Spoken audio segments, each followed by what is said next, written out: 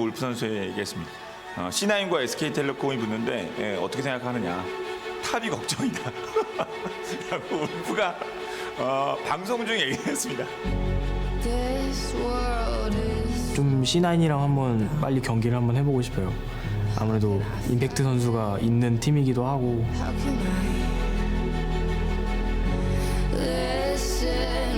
듀크가 걱정이라고 얘기를 했어. 뭐 이런 뭐 아무리 농담이라고 하더라도 그 농담성이 그 좀 뼈가 있는 거 아니에요? He died 100%. He died.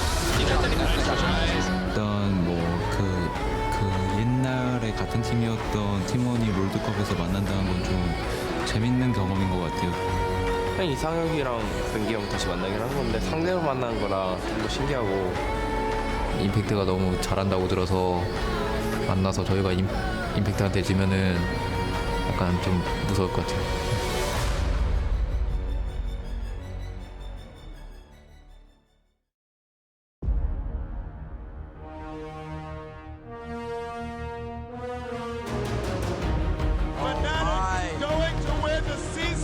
One championship if they can hold. Sorry, Fire Assassins are the season 2 world champions.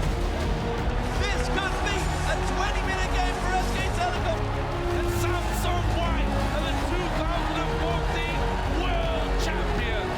SKT will be your first ever two-time world champions.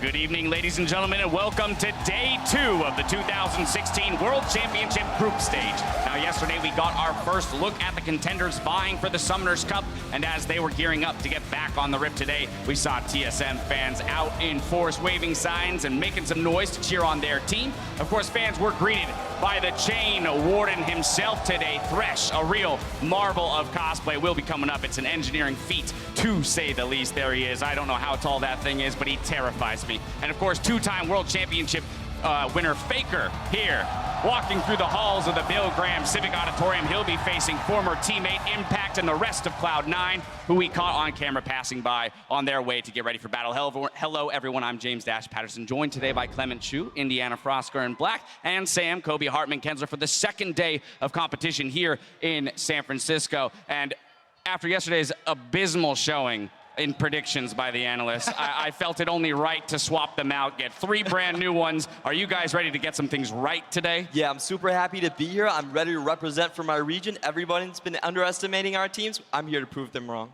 All right, what about over here? LPL did have a slightly rough start to the tournament with the #1 seed suffering a loss, but here we are back in day 2, still plenty of games. Let's go. How are we feeling, Frosker? Just twist that knife a little bit deeper. No, yeah, it was a bit rough yesterday, but we can only go up from here.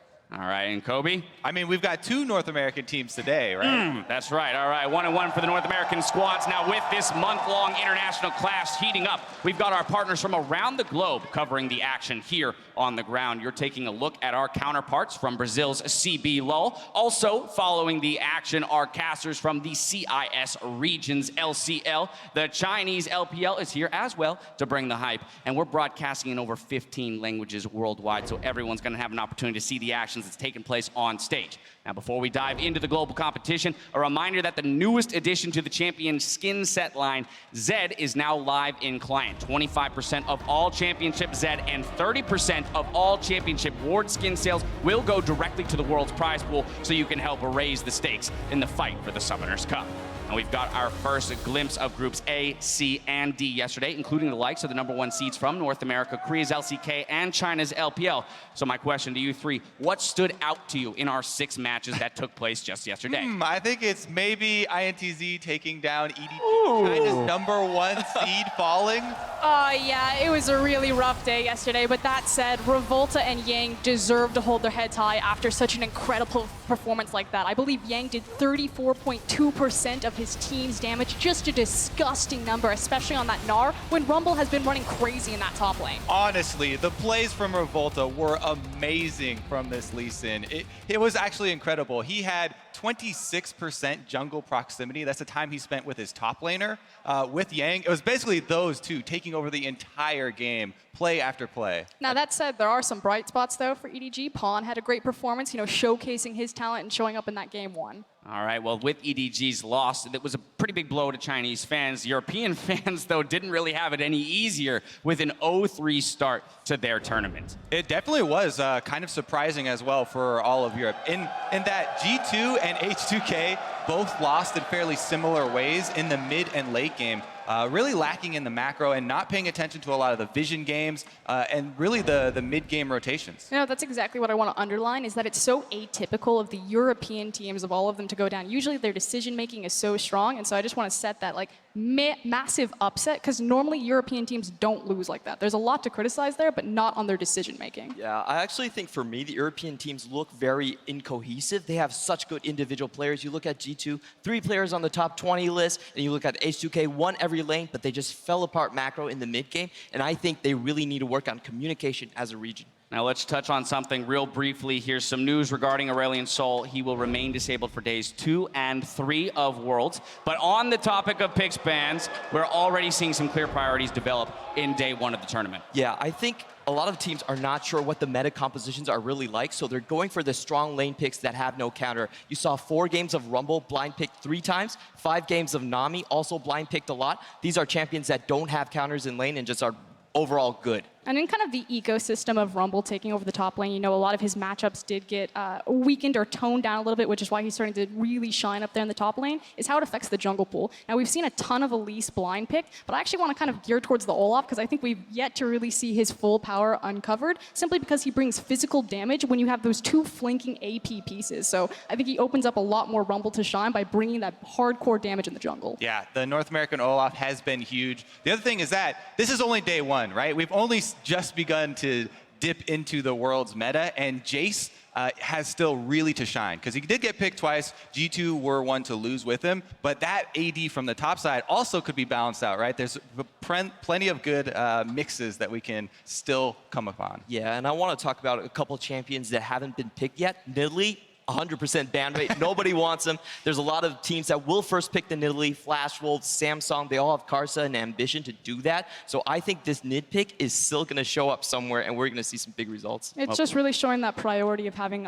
pressure in your jungle, doing things quickly. It's not just about being a farming jungler. It's about moving quickly through that and getting to those lanes to help them out. Well, only 6 games have been played, still a lot to be determined. And with the dust settled on day 1, we do have 2 teams in groups A, C, and D with 1-game leads. Now, CLG and Rocks are tied for first in Group A. Yesterday's winners in Group C were AHQ and Brazil's INTZ. In Group D, Samsung Galaxy and RNG share the top spot. Now, those teams still have many games in front of them, but before they get back on the stage, we'll see our first look of Group B as the reigning world champions SK Telecom T1 face off against North America's Cloud9. Then the LMS's #1 seeded Flash Wolves will take on the LPL's IME.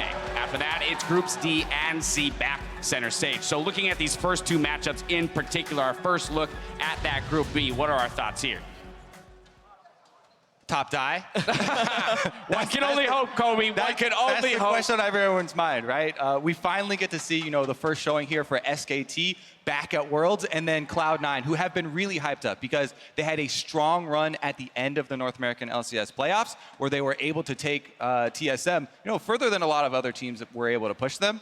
And then, you know, Impact just individually playing so well recently. There are a lot of hopes for him. On the other side of that, though, IME versus Flash Wolves finally getting to see the last Chinese Siege show their face, hopefully a bit better than their previous counterparts, although RNG still doing pretty well. Clement not hoping for that. Yeah, I think Flash Wolves are coming in as the favorites here in the second matchup of the day. I really think that you're going to show Maple really step up like he did in MSI, and you're going to have another mid laner to cheer for. All right, well, now remember, all throughout Worlds, we're offering a second stream with a rotating focus of specific matchups, players, and themes. Click on over to Riot Games 2, where today our casters are joined by special guests Alex Each and Gate. Right off the top, it's Pyra, LS, and Alex Each together, joined to analyze the clash between FLICKR and Jensen in Game 1. But it's that time for us here to catch up with the casters. And before we do so, I've got to put you guys on the spot, ask you for this prediction. Our 2-time world champions, SK Telecom versus NA's Cloud9. Down the line, starting with you, Clement. What's your pick? I think I have to go with SKT. I know this is not a crowd favorite, but if you look at how you beat SKT, you have to beat them really hard early game. C9 only a 37% first blood rate through the regular split. I don't think they're fast enough to do it. All right, Frostgren, what are your thoughts on this one? analytically, there's no way I can support this. I mean, you've got SKT. I love when a sentence starts that. I know, there's All right, no way. let's go. You've got an SKT who have proven that with a rotating roster of talent that they can execute on it. They did that with Easyhoon. They slumped at MSI. You give them enough preparation, they turn around, they're super dominant. You invite them to Worlds, they tend to win. But I saw a miracle happen yesterday with INTZ versus EDG, and I think a miracle is going to happen today. I'm going Cloud9. Woo! There it is. There it is. All right, then that makes Kobe the tiebreak here on the desk. So what's it going to be? I mean, you mentioned the rotating roster as a positive, but actually right now I think the rotating through the jungle is a sign of weakness. They wanted to use Blank and they weren't able to make things work with him. Bengi back on stage, it's cool to have, another world champion up there, but I think that's some more problems for SKT, and they are typically slow starters if we look at MSI just previously. So obviously I'm going to go with the Northern California team, basically from San Jose, Cloud9 here. Cloud9. All right, so we've got 2 votes for C9 here, 1 for SKT, although it sounds like it is going to be a close matchup, at least in our minds. So as we head to the Casters for Game 1, it's important to remember that at the heart of this matchup is the reunion of former teammates facing off on stage for the very first time. 임팩트 선수랑은 이제 처음 프로 데뷔할 때 같이 있었던 팀이었기 때문에 뭐 약간 그 처음 동료이자 뭐 친한 동생 그 정도 사이입니다. 뭐 세계대회 우승이라는 처음 나가서 그런 우승을 했으니까 그때는 정말 서로 좋아했고 이긴 순간이 엄청 기뻤고 일단 제가 가장 잘했다는 걸 보여줬으니까 그 포지션에서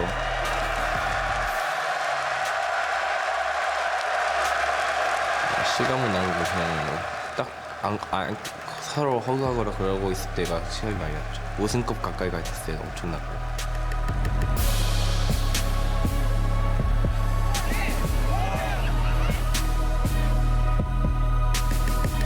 저희가 13년도랑 14년도 하고 원영이랑은 같이 게임을 안 했고 또 경기에서도 만난 적이 없어서 제가 SK 있을 때 실패를 했단 말이에요. 저희가 다 좌절을 겪고 그러다가 또 TIP 때 겪으니까 이제 저는 저야 월드 챔피언십에 못 가나 영원히 이 생각도 했었는데 이번에 간 게 정말 좋은 것 같아요.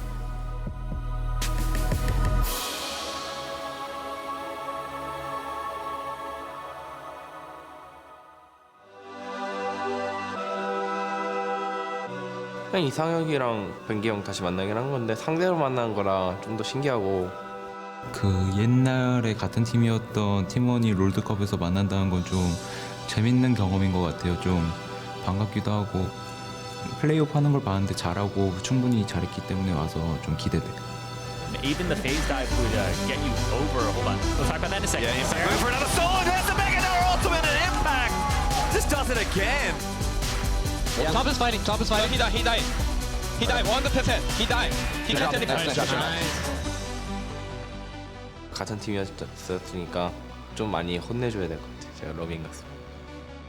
예전에 팀 멤버를 만난다는 게 처음에는 좀 신기하고 또 기대되긴 했는데 막상 다시 붙어보려니까 뭔가 무섭기도 하고 또 최근에 임팩트가 너무 잘한다고 들어서 만나서 저희가 임팩트한테 지면은 약간 좀 무서울 것 같아요. And what a story, and what a better way to start day 2 of the World Championships. Thank you very much, Dad. I am Julian Peshutamkar here alongside Chris, Papa Smithy Smith, and Mitch Krepo Vorspals as we load up for day 2 of World 2016 live from the Bill Graham Civic Auditorium. Gentlemen, it's great to have you here. Great to be here, Pastry. You and I back together again. It's been a while. Certainly. Us Aussies joined by, of course. I guess I'll be third wheel here. Guess that's how it's going to happen. Well, defending world champions SK Telecom T1 have become the first ever League of Legends world champion to make it back to the tournament the following year. They'll begin their title defense here against North America's LCS third seed, Cloud9. And SKT, it's the reigning champions finally getting a chance to defend their crown. Yep. Never happened before here at 6th time at Worlds, but there's a lot of question marks about SKT. Very late we found out that Bengi will be starting the jungle, bringing on a sub that's a double world champion. It's just an insane thing that SKT is able to do. You haven't joined them since, of course, last year, the big change since last Worlds. No Marin, but Duke, he's a top lane carry, so it's a bit of a plug-and-play replacement for Marin. Yeah, so it's been Duke and Blank throughout the entirety of the season, almost like Bengi played a couple of games, but then surprise, surprise, he's back in here, and they're going up against you know, a different team here in C9. And it's going to be a very interesting matchup, especially if I want to see what Jensen can do today. I mean, it's already great just because it's the second strongest seed here for SK Telecom, of course, defending champions. The strongest third team, arguably, as well for Cloud9. They're from North America, and Cloud9 are a team that certainly have a lot to prove here. Yeah, and if you look at their players, it's almost like a dead story, but we can't reiterate it enough how important it is for Impact. He won Worlds in 2013. He's now going up against SKT, representing North America, you know, bringing the top die to Korea. It's worth noting, of course, Impact, he left SKT because he was overlooked for Marin when we went from sister teams to just a single team. They chose Marin over him. Justified that, of course, being MVP of the 2015 World Championships with this team. But now he's back 3 years later at Worlds. A lot to prove, both on the international stage and against his old team. And you mentioned it already, Krepa, but Jensen certainly is ready to take on the world's best there as well. He did have some fun tweets before the tournament as well. Jensen is certainly a character, but he just cannot wait to play FLICKR. Oh, that's not what he said. He can't wait to clap FLICKR. Oh, that's what it says. Thank you. I guess that kind of has a dual meaning. I mean, I guess if they lose, you can clap him. Yeah, clap still for appreciate him. I wonder how that's going to go. I want to see a dirty soul kill by FLICKR on Jensen just in the first 5 minutes. Shut him up. Well, I guess we'll have to see, but we're going to check out the starting lineups. On the blue side to start things off, it is Korea's SK Telecom T1. Your defending world champions, can they do it again? In the top lane, it is Duke, the jungler Bengi, the mid lane of FLICKR, AD carry Bang, support Wolf, and of course the legendary Coach Koma. Two dual world champions, something crazy. But on the red side, it's going to be North America's Cloud9. Top lane is Impact playing his old team. Meteos in the jungle, Jensen in mid lane, Sneaky at AD carry, their support Smoothie, and another SKT alumni, Coach Reaper. Yeah, Reaper really changed the way Cloud9 approached the game, like trying to instill better communication, you know, less memes, more communication, better team play overall, because the departure of High has always plagued this organization. Like whenever they slotted in High, everything started working out again in terms of rotations, in terms of the objective setup. They slowly started to fix it. Jat had a lot of points during playoffs, how if you give C9 time, they can set up, but when the game gets fast-paced, that's when they start struggling. Yeah. We don't really know what sort of SKT to expect. I mean, Bengi traditionally top lane focused, putting down wards for Duke. Duke a great 1v1 laner. I feel like SKT will attack the top lane, but the mid lane is the interesting one because Jensen, a lot of hype in the European crowd, a lot of hype from the West in general. The Asian scene, you know, the likes of China, they don't know what to make of him, so this is a big chance to prove himself. Well, let's let the draft do the talking for the time being. SK Telecom on the blue, C9 over on the red. Rek'Sai first ban from SKT, Nidalee follows swiftly for Cloud9. Yeah, Rek'Sai has been banned 4 times yesterday on blue side, 1 time on purple side. Barely sees any play here. These top tier junglers continuously get banned now. But now we're talking about Bengi having a blue side ban of the Rek'Sai when the only champion who really performed on in this short amount of games was the Rek'Sai. So my question is, they're pinching the jungle. Does Bengi actually have World's tier junglers left available to him? I mean, you can't expect SKT to come in under pressure Sure, in game absolutely 1, not. seeing this meta game. We see the target ban Gnar here. Not only is it a serviceable top laner, there are higher priorities on other top laners, but because it is Impact and it was Impact in playoffs, that Gnar is taking up the table. So many highlights there from the playoffs as Karma is banned away from Cloud9. SKT finishes with another target ban as Zac is taken away from Meteos. So this kind of changed the whole jungle equation because Meteos was one of the few players that really valued Zac. This Karma will mean that Nami goes up heavily in priority, and it's also a champion that the Koreans like playing because they really excel at the range support meta sometimes. It seems like SKT are setting up for a first pick Elise. Not been a great champion for Bengi this season, but have been a great champion for the organization. The other champion is Lee Sin. Single game of Lee Sin.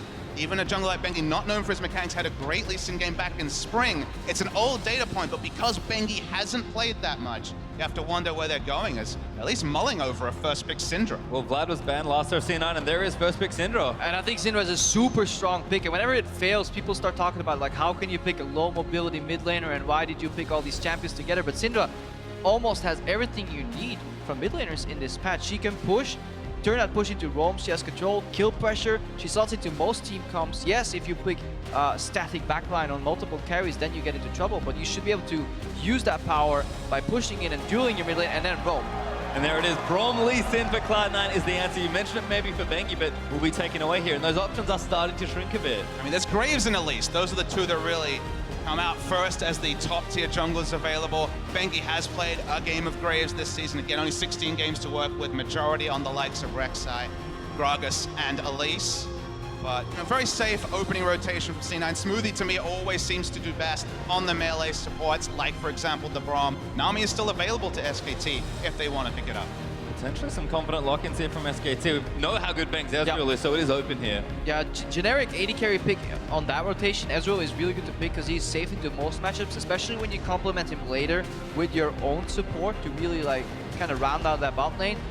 What I see here though, and what we've seen a lot in this tournament, is that teams are not afraid to early pick both their solo laners. Like there was a hover for Jace and Syndra, and it wouldn't even be a bad thing. It seemed very hard to really punish Jace in draft or Syndra in draft. I mean, Jace, Syndra, and the Ezreal will be an insane poke comp. So much range would necessitate more engage options on the side of C9, but for now they're going to hold back with the Jace pick. Yep, Elise actually the options here. I love a bit of swagger there from Jensen hovering the Zed. Shout out to the Zed. Peculiar that they skipped the Elise in priority of Lee Sin though. That is something we wouldn't really expect. Elise has been such a high priority, a much kind of heavy hitter in terms of the ganks, guaranteed CC with the Cocoon as opposed to like needing to land that Q 100%. So the way I look at it, it's kind of a reason why C9 brought back the Zac, is that a no mana jungler on the red side and then a 5th pick mid lane counter pick means you have first blue buff and you have a good laning phase. So once again, C9 have been setting up for Jensen to carry predominantly, even with all of Impact's heroics, and theoretically they've got a good chance to do that again.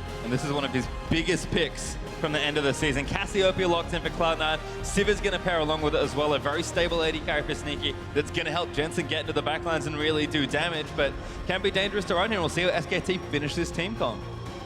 I mean, thinking the Jace looks very likely. The Nami, I mentioned it, Wolf is 7-3 on Nami. Both Wolf and Wraith were playing predominantly Nami at the start when range supports were still very popular after MSI. Yeah, and despite Korea being known for to kind of stick to their melee supports, like they know how to play those range supports, and they were also apparently one of the few teams that were kind of bringing it back to scrims. However, if there's a Korean support that showed yesterday the value of maybe going back for melees, it was Mata and his Alistar. And this is definitely a lane you can do it in because it's twofold.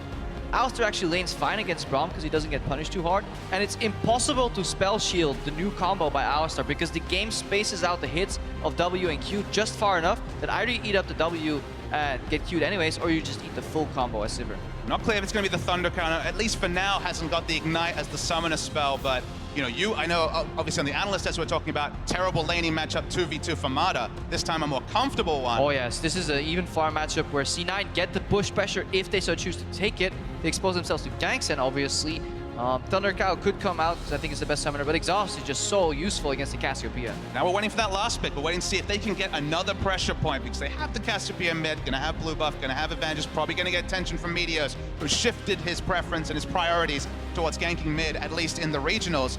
Waiting for that last pick though. And there's Jace, of course, was the other pick from SK Telecom. So Impact knows the matchup that he's going to go into here. Not long left for C9 to pick. What do they take? And there's a lot of pressure. What do they take? Because he needs to get a good matchup here. And Rumble is one of the top tier picks here in the top lane in this tournament so far. It is a fine matchup. It is a skill matchup with a slight edge towards Rumble, in my opinion. But we haven't seen it played enough to truly be able to decide that. And we haven't seen a lot of Meteos on Lee Sin in recent history. Always been a champion that he's had in his pool, but we saw some playmaking for against RNG by TSM, specifically by Svenskeren.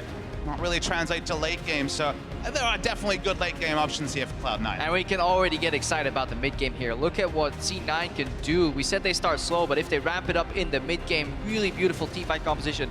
Lay out the red carpet, follow up with single target DPS from the Cassiopeia, and then have the Sivir to finish it all off. They have a super strong team fight. So for SKT, they need to whittle them down before or keep them split. And it does feel like SKT, very stable, very solid lanes that they can play with here. They're a team that can kind of do it all. They've got two strong solo laners in the top and mid and a super consistent bottom lane. Bengi's the piece that maybe it's the question mark because he is the jungler coming in that hasn't seen nearly as much play. Coaches, though, are going to shake hands, and I cannot wait for these two teams to do battle. The hype on so many levels is massive for this game. Two carry laners in both mid and top, dependable jump AD carry and support. This is hype. Well, as we get our first look at these two teams, be sure to tell us how you think this will play out. Tweet at LOL Esports with the hashtag SKT win or the hashtag C9 win, and we'll see where your allegiance lies in game. But like I said, can't wait to see these two teams play. We're finally going to get it here.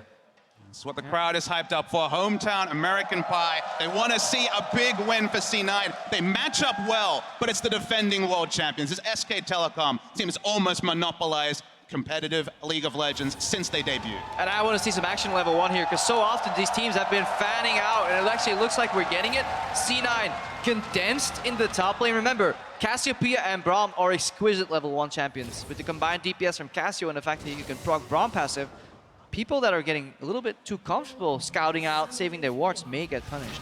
Intrigued to see the start here from Impact as we do see the check there. A couple things we have to notice. The Braum is going around to maybe sneak into the river brush here, while 3 people centered in the brush here. They're going for a late invade to get some deep vision. Really important to find out where the jungle starts, because you can extrapolate so much information. By using the fact whether somebody leashes on one side, having a deep ward on the other, you can figure out where the jungle starts, unless he just kills your ward. So that's W level 1 able to clear the ward. Speaking of top lane, Impact is running Cloth 4 pots, which suggests to me, with such a defensive start, not expecting too much jungle help at the start of the game. Well, we'll have to see what happens here at level 1, but coming into this matchup, Jensen is well aware that he's got to be the best to beat the best. I'm obviously the most excited to play against FLICKR because he's, like I said earlier, the most respected mid laners of everyone. So playing against him is like, if you want to prove yourself, you have to beat FLICKR, and that's like one opportunity I get. So that's what I want to do. I feel like he had slightly stronger words in his tweet earlier, but we'll see how he matches up here. Cinder versus Cassio. Yeah, and if we can gauge at the level 1 here, Jensen and both FLICKR should have information. A couple early trades here. This E from Cassio trades well. Once FLICKR gets access to QE, he can obviously push away Jensen if he steps that close. It's all about the push early too. So look how these guys are trying to trade while landing some hits on the minions here. FLICKR is hitting both Jensen and 2 creeps at the same time. But Jensen doesn't care. He's just pushing in, get the control, get that shove, you know, be able to move into the enemy jungle potentially. And FLICKR's laning stats have been outstanding, as expected, even with his team flagging. Duke's actually even more impressive in the top lane when it comes to CSD at 10 and 20 minutes. Solo laners, despite not getting a lot of help from the jungler, predominantly Blank, have been impressive for SKT. Yeah, and Impact is pushing right now. He can keep pushing because he saw Bengi start on the left side Gromp, so he knows unless he goes for a 3-camp topside gank, which junglers really never do anymore because it leaves their other side of the map so exposed. If Elise goes top early, well, then she will lose the entire bot side jungle. So Ooh, back in here for Wolf, though, onto Sneaky and Smoothie with the pulverized Smoothie. Gonna put up the shield and go back in onto Wolf, but Wolf pretty tanky there. Bang, gonna get 1 Q eaten by a creep, but everything's okay as Sneaky trades back and Smoothie wants in. Yeah, mistake from Bang, though. Walking up at the end there, it's like, I'm gonna hit 1 more auto. Oh boy, there's 6 creeps in front of me. Run, run, run. A little bit of a mistake, but good combo there from Wolf.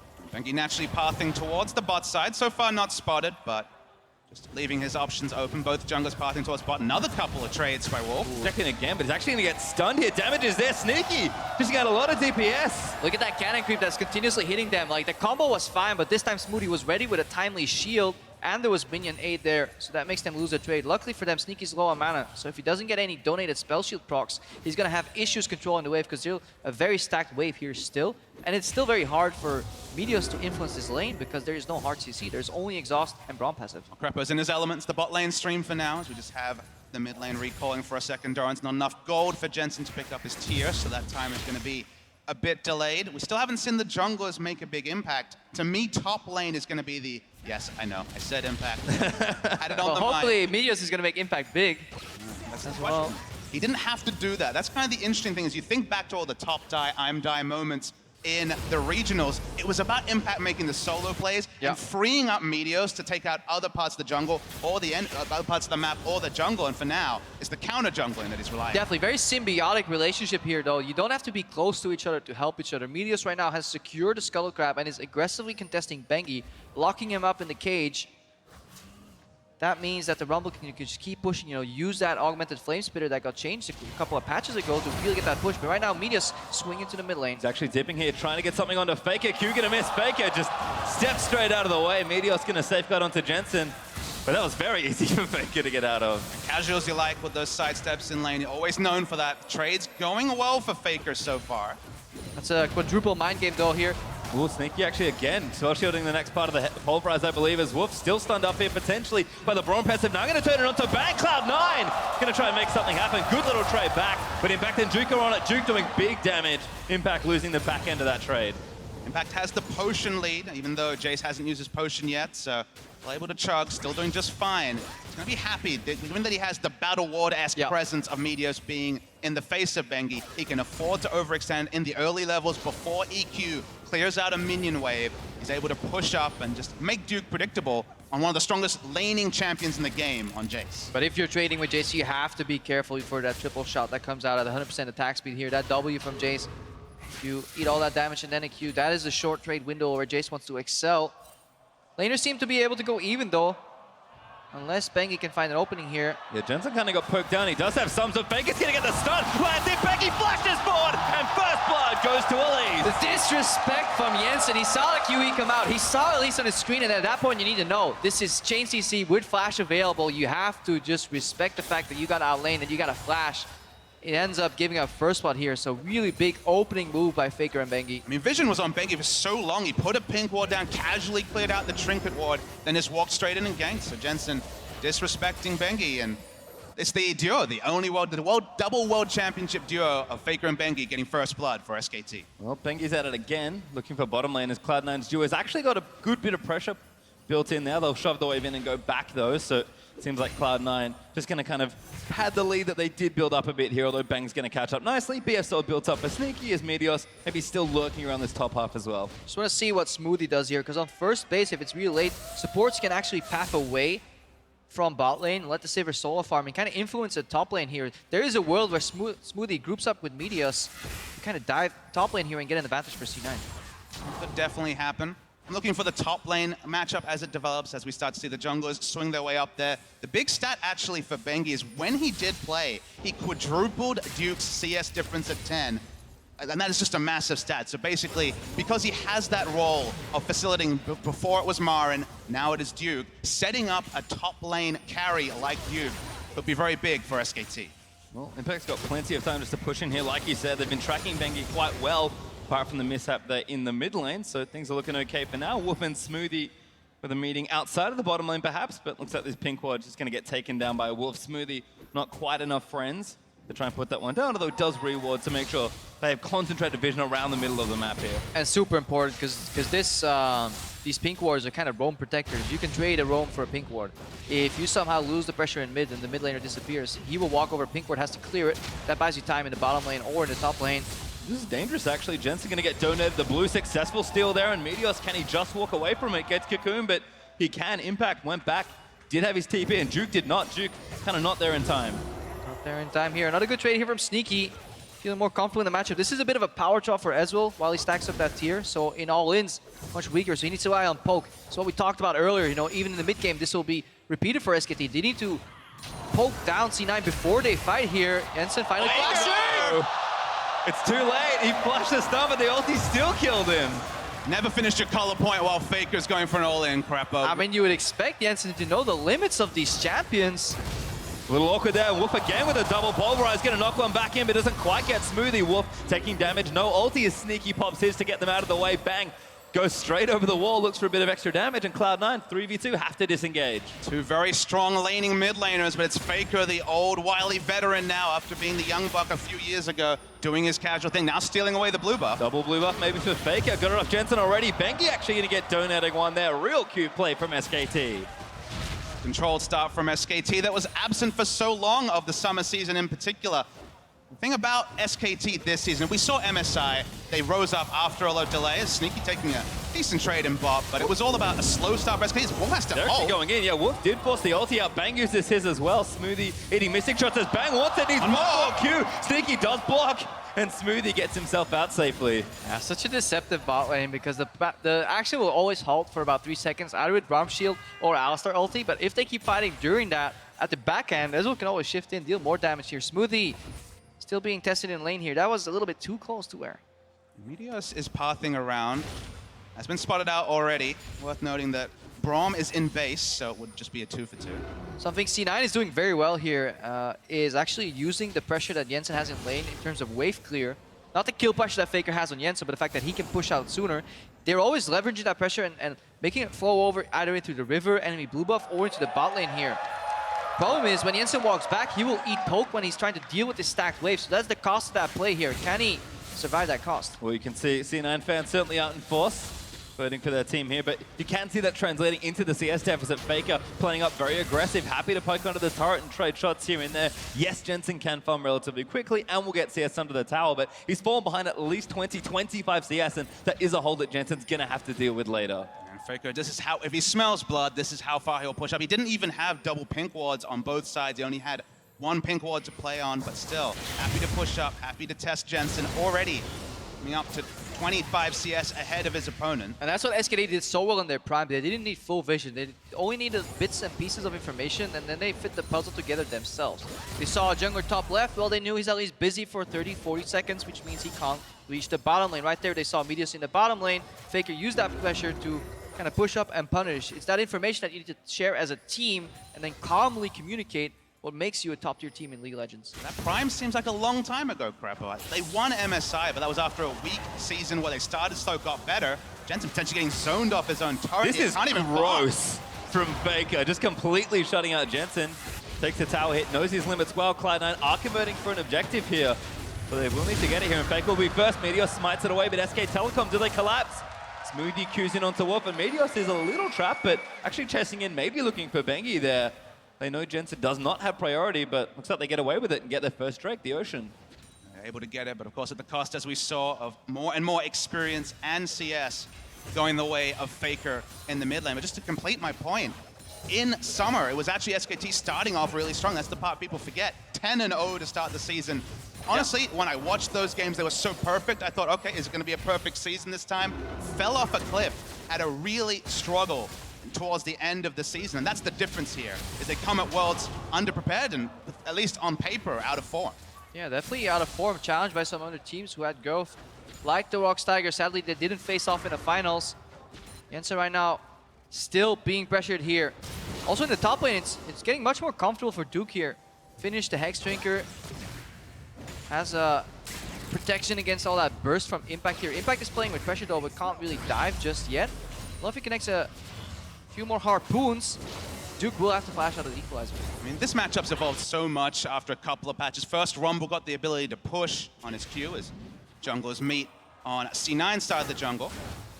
But the other big change was that you never have to buy a tier now as Jace. It's an option, but it's not a frequent option. And the fact that you don't need that tier means you can stack that AD and the trades get better and better. Oh, we're back in bottom lane again. Wolf forced to burn the ultimate as Braun passive gonna stun him. Bang. Low once more, trying to get his way back in, but Cloud9's duo consistently doing well in this lane. Yeah, that was another combo initiated by Wolf that we didn't see on the screen that then got responded by Smoothie. So if you survive the combo and you can punish Alistar on the way out, that's usually how you want to play here. So it's very imperative that Smoothie has good shields here, protecting the follow-up from Bang.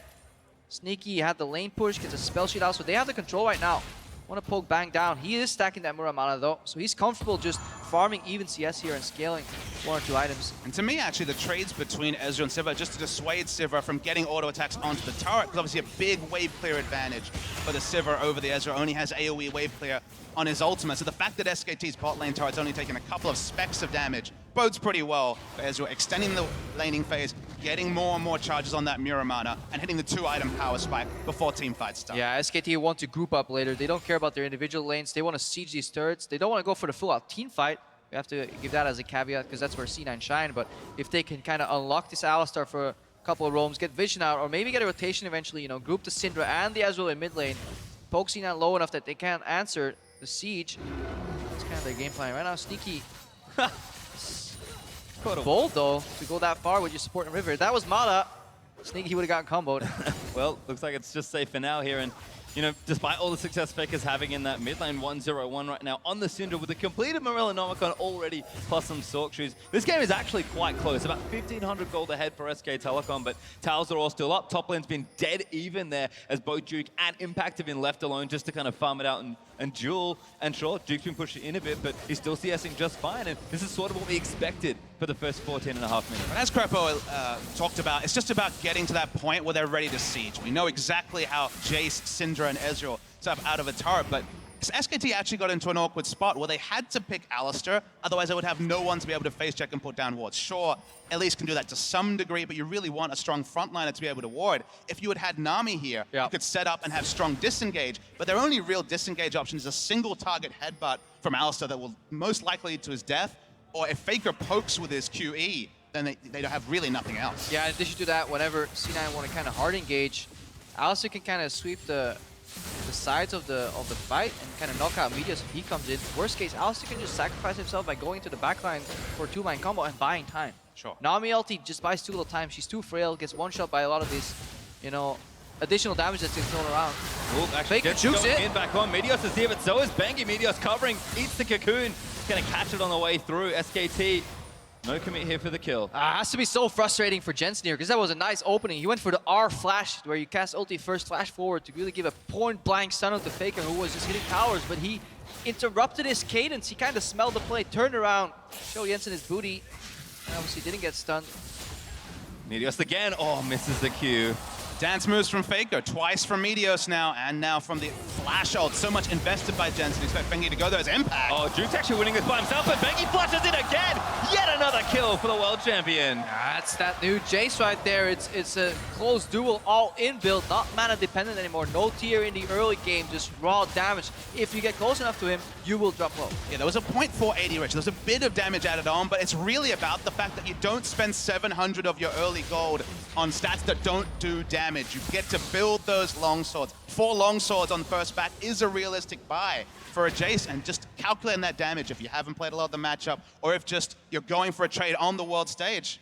Impact blown away, and SKT in full control in the early game. And first tower did go over to Duke as well. FLICKR's also done a ton of work with a bit of help from Bengi there. So it seems like the strong solo laners of SKT are winning here in C9. They're winning bot. They're trying to group together and get to that mid-game point where they can team fight. But One Ocean Drake's not enough to sort of fight the disadvantage they're now playing with. Yeah, C9, they're playing a similar style as they did in playoffs, where they leave Impact on an island. Oh, good stun again. FLICKR looking for the all-in. Jensen does get the stun, but Wolf is here to complete it. The change is here. The new C9, he just opens up with the ultimate to get just tons of those spheres on the floor, which means whenever he pushes them forward, he will hit Jensen. Now Meteos is in trouble. C9 getting challenged. And it's just a little too much right now. Bengi's starting to play up and aggressive into C9's jungle. Meteos had great presence early on, and this bottom lane's now going to get visitors. Wolf actually going in, but Sneaky's low. Teleport's coming in for SKT, and Sneaky's already been exhausted. Wolf cutting it out of Smoothie, trying to zone, but here comes Duke. But Impact, can he save his teammates? Good flash from Sneaky. Gets his way out from under it. Bang, though, looking to follow through, and Impact just can't do enough. Overheated and silenced. Bang with a double from the Ezreal. This is what's happening. SKT have just been strangling C9 out of the game. Get that top turret, push Rumble in, force him to teleport even when the minion wave's in the right spot. And when a Youmuu's Ghostblade Hex Drinker Jace teleports to bot at 17 minutes, he ignored the first target because he was smelling blood. Multiple kills were guaranteed for SKT, and now it's going to be a Drake. Yeah, C9 mimicking that style from playoffs. Another again. another stun combo from Wolf. Yeah, Wolf goes in. Now's the combo through, and the ulti's easy. Wolf, hey, gets another one. Land the combo, earn the kill. I mean, that makes sense for Alistar and Syndra. This tower's going to go down as well. And I did mention they weren't too far behind. Only moments ago, all of a sudden, this gold lead is ridiculous. 6,000 gold up at 18 minutes for SK Telecom. And this begs the question here as we see this trade against Sneaky. Early spells just boost, probably on the W because he got hit quite hard, so he must have needed a Q there. He's trying to kite out, but the TP from Duke is just much earlier. Also, notice how Duke preps the kill on Braum and then switches to Sneaky, so they're really aware of their damage. At the end, Impact drops here. Another nice little snipe here from Bang. I know, Papa, you're excited from Ezreal returning to the world stage as a top tier 80 carry. That's one of the Ezreal gods right here. The damage he did in that initial trade, you called it a trade. He basically half health, Sneaky pointing it happened. Wolf's face checking. Yeah, no ulti here either. Cloud9 maybe gonna get a kill. No, not quite. Bang. Gonna deny them as Smoothie puts the door back up, and no ulti, no problem for SK Telecom Wolf. And this is something Meteos maybe should have done more here in the early game, assisting Impact, because he is not much better than his opponents to the point where he can solo kill them. So they 2v2 time. Meteos gonna get knocked back though by the Jace and stunned into the cocoon by Bengi. Ultimate nice from Impact, but Bengi looking to go back in. Duke now gonna fight it out. Impact just takes so much damage. Great kick though from Meteos. Might get himself two as he's chasing down for a couple more. They need the kills and Meteos gets one. And he ends up being a 1-for-1, but when you're this far behind, first kill on the board, it's at least a steadier for Cloud9. Will they win this game? Right now it's looking like no, but you need to get some confident moments, even in a loss. Still a long group stage ahead for Cloud9. Yeah. And their style honestly may work against other teams in this group where they leave Impact on an island in the top lane, have Meteor secure the bot side of the map, and then go maybe for the Dragon focus, you know, have Jensen roam into the bot jungle and secure both sides of the map that way. Impact by just top laner prowess and the 4 remaining members of C9 just by teamwork, but it wasn't enough because SKT was ready, and Bengi, he found a few openings in the early game with really good synergy with his solo laners. Well, Sneaky actually looking for one here onto Bengi, but gives that one up pretty quickly. There was a tower trade in that situation, so Cloud9 will float the disadvantage they had before, still about 6-7k behind. Notably, Jensen has been very far behind from the pressure from Bengi, 60 CS down and counting. I mean, Cloud9, they're trying to group and get some stuff done here, but Drake's on up for a few more minutes, and SK Telecom, they'll be happy to play in these lanes and continue to win them, but if C9 group and make a mistake in positioning, SKT will crush them in a skirmish. So easy for Syndra to push in. Cassio now in a super long lane with his outer mid lane turret down, and Syndra can roam, steal away buffs. It's going to be that blue once again. Oh, that's a jerk move. Damage on the Impact's not too bad. Faker will not commit the ultimate, but just kind of showing off how much damage he's doing already with 2 items. 57 CS above his opponent, and also the kills and assists in his inventory. Just looking for something. Ooh, good little juke out of the way. Maybe kick someone. Wolf it is. Looks for Faker, doesn't find him, but does at least disengage the situation. When you're Cloud9 at this point, all you can really do is drop back and reassess, but then you're ceding map control over to SKT. When they're ahead, they always look good, and another fight. Keeps getting worse. Sneaky caught. Cocoon just clips him, and Smoothie flash ulti's out. He'll save his own life maybe, but Sneaky not so lucky. And you can definitely tell that Alistar faded out of the scrim meta game here, because Sneaky is repetitively trying to spell shield these combos and are getting hit every time. At this point, Wolf has maybe, what, 3 points into his W right now. That's not worth spell shielding. Save it for the follow-up Q that comes from the Ezreal. It's these little things that show that C9 are just not quite in their element yet, but it's only the first game of the tournament for them. They have much room for progression, and they are playing against the strongest team in their group. Well, Jensen again gonna get all in by Faker. That ultimate's easy clean up. Faker another kill now. Funnily enough, his jungler and support have taken most in this game, but still an impressive scoreline, and the pressure he's exerted on this lane is absurd. I noticed no one had the confidence to ask Faker how he felt about being second in the power rankings of player at this tournament, and after this start, I mean, he's starting to give an answer on the Rift, which is probably the best place to do so. Definitely a good place. Once he starts solo killing Smep though, that's when we'll start changing the rankings. Sometime later in the tournament. Well, there's the tier 2 mid lane turret gonna go down. Mid laner just fell earlier. Jensen still respawning. I think there's a distinct lack of, what is it, Control 6 here, the icons from SKT. I agree, actually. That's the last thing we need to judge. Good laning, good macro here. Duke maybe can make good micro to get out of this situation. Nope, connect. Not enough. Meteos goes back in. Hit out though by Thundering Blow. Turret's going down in the meantime, but Impact's looking to chase down for another. Kicked into the wall. Q misses. Meteos! That's not what you want at all, but Impact does get the kill. It's very much a meanwhile at moment pastry time. It's going to be an inhibitor turret going down. Faker's looking for some cleanup too. 1v2, Meteos goes back in, but the ultimate's not enough to kill Impact. Meteos stacks it back in, but Faker lunges forward for the kill. W's going to be thrown down. Oh! They do kill him! Mid-dive by Impact. Revenge at least, despite being down over almost 10,000 gold. Impact says, hello, my friend. I can still play League of Legends. And because Faker didn't rotate, SKT don't have enough numbers to actually pick up the inhibitor. Sure, an inhibitor turret at 23 minutes is a massive win, but could have made the percentage point, and they went for. This was Faker having fun. Exactly. He knew as close as it gets. He knew his team was in the bottom lane. He could have easily pushed up mid, rotated, you know, joined that fight, or he could have canceled 2 bases. The fact that he flashed in aggressively for a kill, we'll see it later. But there was definitely a couple opt-out points for Faker, but he really wanted that kill on Impact. This is definitely the replay for the one-eyed C9 fans. Maybe ignore the Meteos missed Q, but this is finally C9 winning out on a skirmish. Faker, he felt confident. He has so many items at this point that if he hits just a couple of abilities onto Impact, but he misses everything, ults anyway, because he has spheres on the Rift, but not enough to take him down. Nice kills, but perhaps it only delays the inevitable. He dodged 3 Qs there, Impact, and 2 pushes there from the Syndra. Ironically, it was the missed Q from Meteos that put Impact low enough to bait Faker in, so it was all a master plan for C9. Just like this game being lost is all part of the plan here for C9 to end up #1 in their group. Well, the damage has sort of stopped for now as Bank's busy soloing Cloud Drake. Red buff did go over to Sneaky, so it's the start of something for Cloud9. SK Telecom, though, still insanely far ahead in this game.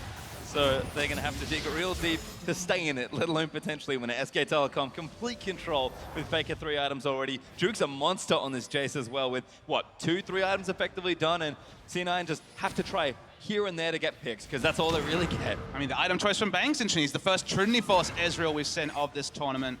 And a bit more into priority with the changes to Ezreal's passive on a poke comp between the Jace EQ and just the Trinity Force Q Mystic shots from the Ezreal. Gonna be very hard hitting poke, but they haven't really had to set up a siege yet. Yeah. SKT. Triforce snowballs ahead further. Iceborne is kind of the safe choice in most situations, but if you already had, you can go for a Triforce. A whole helping of damage here. SKT, we need to see how clean they want to close it out here. They should, or are likely going to target that tier 2 tower in the top lane and the deep vision in the jungle here. Because so many teams, when they do their Baron setups, they forgo the deep vision. They just do the river here. Let's see what a crash course in Macro 101. Well, Meteos actually wanted to pressure Duke, but plenty of wall coverage there means that isn't going to work, and C9 are already taking damage from the rest of SK Telecom. Pressuring down this mid lane. They've got almost flawless vision around the Baron area as well. C9 have snuck some wards in there, but it's pretty unlikely they'll get them as FLICKR steals away another blue. Yeah, but they can test the bus, force C9 to walk all the way into their base rather, and then they can rotate out into the jungle, get some deep vision, whatever they want. They're also a poke comp, so they don't really want to do the Baron. At this point, the world is their oyster. SKT can do whatever they want, siege any objective here, because they're so far ahead. I used the strangulation metaphor before, and you just look at the minimap, where is C9 going to find farm, barring minions, heading on to their 2 remaining inhibitor turrets. They're completely at the whim of SKT. The only real playmaking initiation they have is Meteos, who has flash up. It's going to have to be on one of these 2 carries, though, and it's going to have to be soon. Junglers are about to meet by the looks of things, but looks like the rest of SK Telecom will get there first. Meteos getting a little cheeky with his flanks, but Wolf moving in towards him. Bengi going to rappel down. Cocoon not there. Venomous Foxen instead, as Meteos going to continue taking out those Krogs, but Duke is busy in the bottom lane pressuring, and C9 might try and cut him off here. Yeah, SKT just have to keep their distance, mind the gap. Is it closing Kerpo? Maybe we'll never know. Bengi and Meteos again doing battle over some jungle monsters. In the meantime, SK Telecom have something else to do. It's take down the mid lane inhibitor turret. Meteos and Bengi still fighting, but Bengi looking for a 1v1 in the jungle. Looks like this inhibitor's going to go down, though, and SK Telecom just too far ahead at this point. Meteos, oh, it's a disaster, flashes out! And C9 might try and get something else, but inhibs down, sneaky spell shield, but thinking Cocoon, and Wolf's going to get chased down, but I think they'll get away, and C9 just can't commit to these chases. Yeah, they're getting squeezed. The power of their team comp lies in grouping up and going for that team fight. Obviously, not when they're 10,000 gold behind. Sure. Usually, this is what SKT wants to do. Either poke them from far enough away that they can't engage, or split them up, poke them on individual lanes here. Cheeky little move by Bengi as well, getting a Spider Link to tank the tower so he can chase Meteos. That forces a flash. Right now, Wolf can play Gatekeeper here, and FLICKR. Uh-oh, Meteos, I'm not sure he's going to make his way far in. The Q's run out, and there's the smite away. Easy take there as Wolf might be caught out, but he has his ulti flash and exhaust, so he's just fine as he'll hit the recall button there. Shame we didn't wait a little longer. That recall animation is spectacular for those that haven't seen it, but nice to see Wolf rocking his own world champion skin. Honestly, SKT has silenced a lot of the crowd and C9 as well. Specifically, FLICKR is the one who honestly made Jensen an afterthought here, as Cassiopeia has no presence on the map, doesn't have the items to do true damage. Yeah, and in such an incredibly swingy matchup as well, you know, the Cassio versus Syndra. And it all came down to that first gank, the disrespect from Jensen or the stage jitters. Maybe he just wasn't ready, tried to flash a little bit too late, and forgot that he would get chain CC there, because it was a QE combo from FLICKR into the flash from Bengi, and that was enough to kill whatever HP was left on Jensen. And at that point, playing that far down, it's going to be hard for Cassiopeia. As per usual, it's very methodical for SK Telecom as they look to close out this first game of the day. Duke with the teleport in the top lanes, getting that push started. Bang's busy guiding the Baron and power minions to the mid, and SKT have split the bottom lane as well for that juicy open inhib. So unless a miracle flank happens here for Cloud9, I'm not sure this will happen. Bang actually going to get that splash out of the way, but the rest of Cloud9 are going to chase down. Arcane shifts over the wall, and these teams looking to try and save him, but Sneaky grabs the shot. That Wolf re-engages, and that's so much damage from the Jace. Duke going to get himself exhausted and knocked off, and Jensen flashing out, trying to kite the team by Cloud9. Might have made something happen, but FLICKR grabs a double in and amongst all the chaos. Impact finds his way back into the fight, but I think now he's got a little too far forward. Yeah, I can see exactly how strong the fight was. Impact drops down. Teamfight was strong for C9. If this could happen on even gold, it would be a clean ace, but SKT are just too far ahead. FLICKR alone take out 3 members of that C9 lineup. And the thing to take away from summer season was that SKT didn't get in this position very often. They were very often, more than 50% of the time, behind in gold in the early game. Brought in Bengi, the double world champion, fixed some of those early game problems, and at least in this one game, looked like the SKT evolved. Well, Nexus start down, but C9 hold on for a little while longer. Top lane tier 2 still there, so SK Telecom gonna back away, heal, steal the red buff on the way out for a bit of good measure, and maybe reset for an objective, but C9 have a mountain or two to climb here in this particular game, and SK Telecom looks like it's all business as usual at the World Championships. Yeah, the more things change, the more things stay the same. It's all about form being temporary and class being permanent. When you have the likes of FLICKR in the mid lane, no one will ever question the class of SK Telecom T1. Well, Drake up in 10 seconds. We'll see if they want it here. Wolf is busy milling around, making sure he gets the vision down. Juke is here as well, and this Drake should go very quickly over to SK Telecom. More than anything, it feels like they're setting up a potential Elder Dragon just in case they need it, but they might as well take it off the map at this point. There's no way Cloud9 are coming near this. Yeah, they're definitely not going to get close. And this is where we can start looking back at the draft even for C9 and question some of these picks, like the early rotation Lee Sin over the Elise, and see if it worked out for C9, why they did that. It's also good to finally see these early picks Sin draft pay off dividends, because some teams were doubting the value, but it's a super strong laning pick here. And FLICKR's kind of showing you how to use the combos to set up for multiple things. That's the fun thing though, Crepo, is that it wasn't just QER. There was a lot of going for an earlier R, giving yourself more options for the stun. We saw some support Syndra in Korea where they would just ult and then just have so many different options for a stun. So this champion has more mechanics than just the single target deletion that we've mostly seen. Yeah, and that mechanic's actually really good against hard engage comps when you're playing Cold Cup. Right now we see Duke getting a little greedy crowd out, but he's buying time for his team. He gets knocked up there for the Brom ulti. Rumble ulti's down, and Impact does claim one for C9, but yeah, top lane broken completely through. SK Telecom claim every single inhib. That was the last one remaining here. Duke takes one for team. Drags them out of base. C9 get the victory lap. Fortunately adds to the alone death stat, which isn't great for him, but Cloud9 are trying to defend a very unhealthy looking Nexus start here in SK Telecom, even with Duke absent and with no teleport. They are just going to try and close the game out here. It'll be difficult to do so. Wave plays just fine. A lot of damage on Bang and FLICKR though, so they'll poke around. Will take Duke a long time to get back from base. You mentioned already, no teleport. Meteos! FLICKR! Maybe a little too much. Does get exhausted down, but Meteos taking too much damage. Bengi just kind of keeping the rest of the backline out for Cloud9, and FLICKR will stay protected. Duke up in 10 seconds, but SK Telecom taking a bit of damage here as they try and defend this last inhib. Greedy to try and push up and take down Inhibitor with only access to 4 members, but SKT will poke until they feel there's any threat of initiation whatsoever from C9, which honestly with the kick down from the Lee Sin isn't too high. Back away, continue to get the maximum, 16,000 gold lead, and C9 just playing to extend the game. Yeah, playing to extend the game, but this game already answered some questions that we had of their group. Oh, FLICKR. FLICKR with some fancy jukes here. Impact saying hello to the friend. Oh, good Zhonya's Jukes here as well. Jensen going to try and follow up, but gets out from under the Shock Blast. Wolf here to protect his carries, so SKT will not have anyone fall. But Sneaky is busy battling supers and losing as that last Nexus turret. In fact, C9's last turret of the game has now fallen. They have nothing left to defend but this wide open Nexus. Only the Nexus remains here. As we were talking about SKT, like we had questions coming into the group. Will they finish first? Likely. In what manner is what a lot of people were debating still. Very decisive victory here. Cromwell and Smoothie. Smoothie's gonna drop it. Right now, it's fish in a barrel for C9. Yeah, and it's kind of been that way for most of this game. Kind of ever since that mid-game really broke open, SK Telecom looks strong in the lanes. Look, they'll never drop the beat here. Impact, good flash, gets himself up under the Cocoon, but Bangs all in on the Ezreal. Wolf goes in with a double-man pole, and there's Meteor trying to chase them out of the way, but Bengi's too far ahead. He will go down as Impact's able to take him. And SK Telecom with the Nexus open are going to try and close the game. Sneaky takes out Duke. And they're looking to trade back here, but Bang takes out Sneaky to return. Jensen's going to fall down as Bang gets a double. Meteos falls as well as Wolf claims another victim. And with 4 dead, SK Telecom will take down Cloud9. Big win for SK Telecom. Mind the gap is what they say right here, because the gap didn't look any closer in this particular game. SKT in full control ever since that very early kill for FLICKR over Jensen. They snowballed it well. They know how to play with a gold lead. They didn't find many in summer season. Found their first one at Worlds and look great doing it.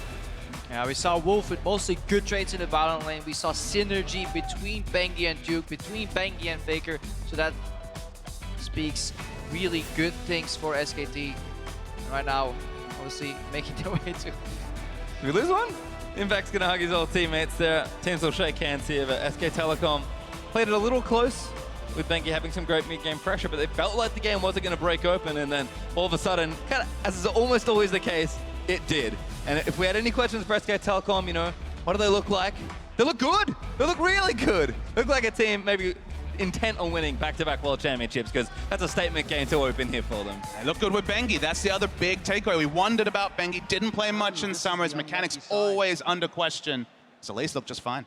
Yeah, at least just looked just fine as well. And then if you look further in the tournament, if SKT can keep this up in the group and they finish first place, means that if they go quarterfinals, they'll start meeting these C2 teams in the different groups. That could at least mean a run to the semis, and that's when SKT usually starts ramping up, when these weeks per week research kind of and preparation starts paying off dividends, really. That's what they want, because usually SKT in these latest tournaments have struggled a little bit in adapting to the new meta game, you know, what are the pick priorities, but they already came out swinging in game 1, so this is a great start for them. I think you said ramp up. That was a pretty damn good start. Probably the cleanest performance so far by any team at the tournament, next to INTZ, you'd have to say. So really nice stuff from SKT, and C9, well, there's still 5 games left for them. I mean, you mentioned the start of the SKT season already. They went on a tear looking like an impeccable team. That's kind of similar looking form, I think, from their early summer LCK. Now, the story for them was that it dropped off towards the back end of their season, but only 1 game in the books here for SK Telecom.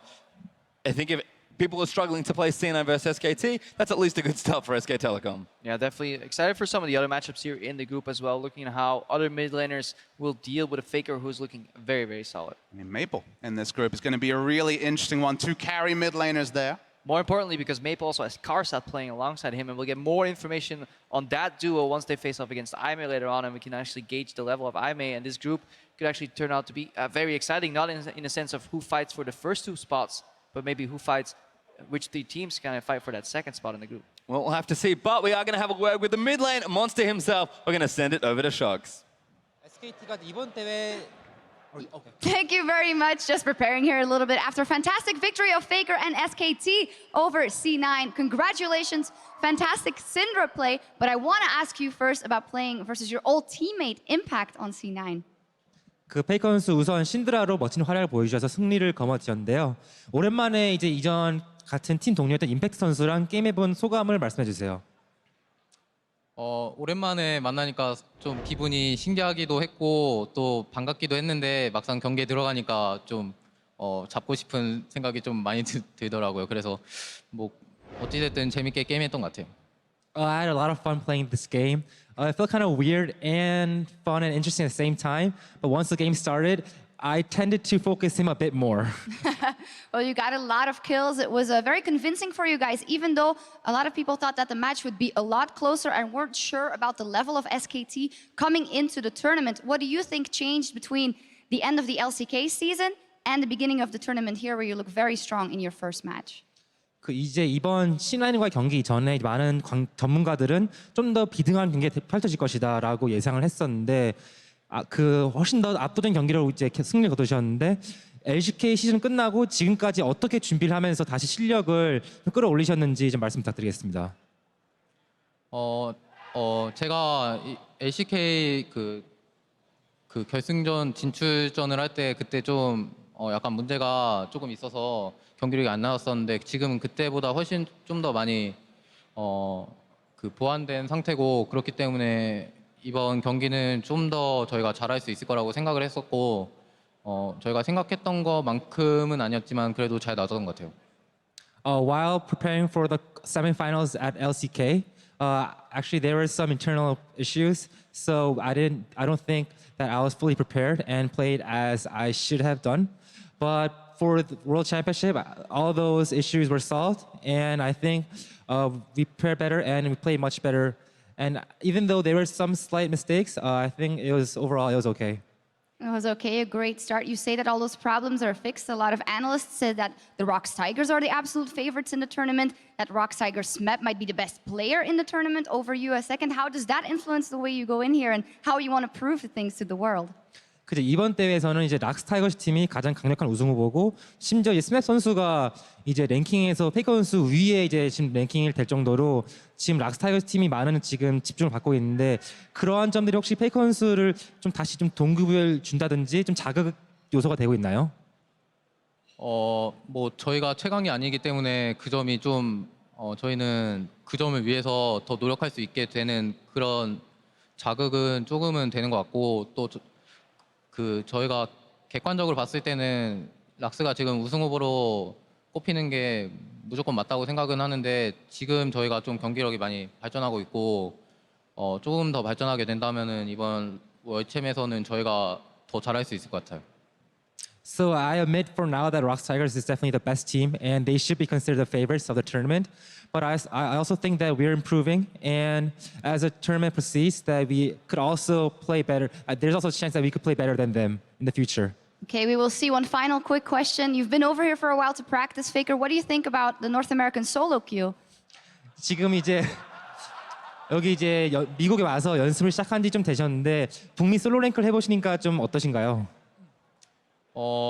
좀 플레이어들이 저를 많이 좋아해 주셔가지고 너무 좋은 것 같은데 제가 채팅을 잘 안 치거든요. 근데 뭐 좀 감사하다는 말씀 드리고 싶고 또 실제로 플레이 해보니까 북미든 한국이든 역시 뭐 2013년도와 마찬가지로 다 수준은 비슷한 것 같고 또 근데 좀 핑이 약간 높아서 게임할 때 좀 북미 유저들이 좀 힘들어할 것 같아요.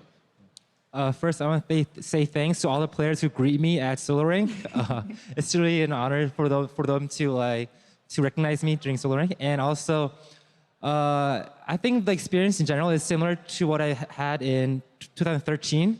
The level is actually pretty high, and I think it's not that much of a difference with Korean Solo Rank. But I think the one problem is that the ping is really high, so I think that NA players would also have a hard time playing with the ping. Okay, wow, you heard that NA solo queue is just as good as Korean. Well, thank you very much, FLICKR. Congratulations. Great start here for SKT over C9. Analysts, take it away.